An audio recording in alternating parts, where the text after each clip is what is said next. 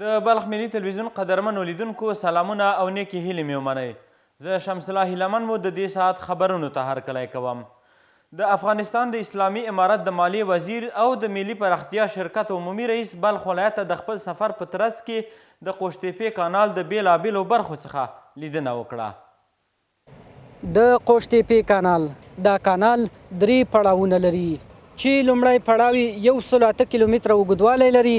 د همدې کالدار ولسوالۍ څخه پیلیږي او تر دولت آباد ولسوالۍ پورې دی.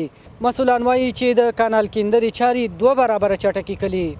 د افغانستان اسلامي امارت د مالیې وزیر د ملي پراختیا شرکت عمومي رئیس چې یو شمېر نور مسؤلان هم ورسره وو بلخ کې د قوشتېپې کانال د وروستي کاري پرمختګ او لاسته راوړنو څخه لیدنه وکړه. اوس مهال چې د کانال په لومړي پاز 114 نقطو کې عملاً کار روان دی. د مالیې وزیر وویل د کانال د لومړي برخې جوړولو لپاره 8 میلیارډ افغانۍ له ملي بودیجې څخه ځانګړې کړې ول.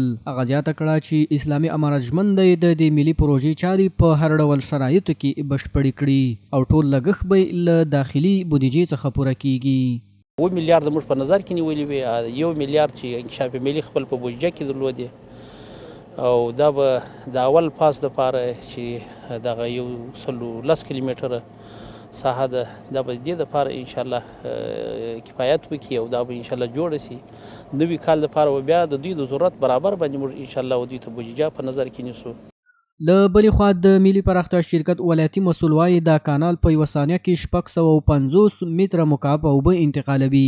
هغه زیاته کړه لومړی پاز چې 108 کیلومتره اوږدوالی لري د بشپړېدو لپاره 1 کال وخت ټاکل شوی چې د بلخ له کالدار ولسوالۍ څخه بیا تر دولت آباد ولسوالۍ پورې غځېږي چې دا مهال د لومړي پاز 34 سلنه کار مخته تللی. ظرفیت عمومی کانال ما 650 متر مکعب آب است که به راحتی میتونه بالای 700,000 هکتار زمین زراعتی را در سطح 3 ولایت شمالی کشور تحت پوشش قرار بده. طول عمومی کانال ما 285 کیلومتر است. عرض کانال 152 و عمقش از 6.5 تا 8.5 متر عمق داره. فاز اول ما 108 کیلومتر است که از ولسوالی کالدار بلخ شروع میشه الی دولت آباد. در کل فاز اولش 34% تکمیل شد. د یادونې وړ ده چې اوس مهال په دې ستره ملي پروژه کې 5500 کسان او 3200 ماشینري کار کوي چې په بشپړېدو سره به 700,000 هکتاره ځمکه خړوبه شي.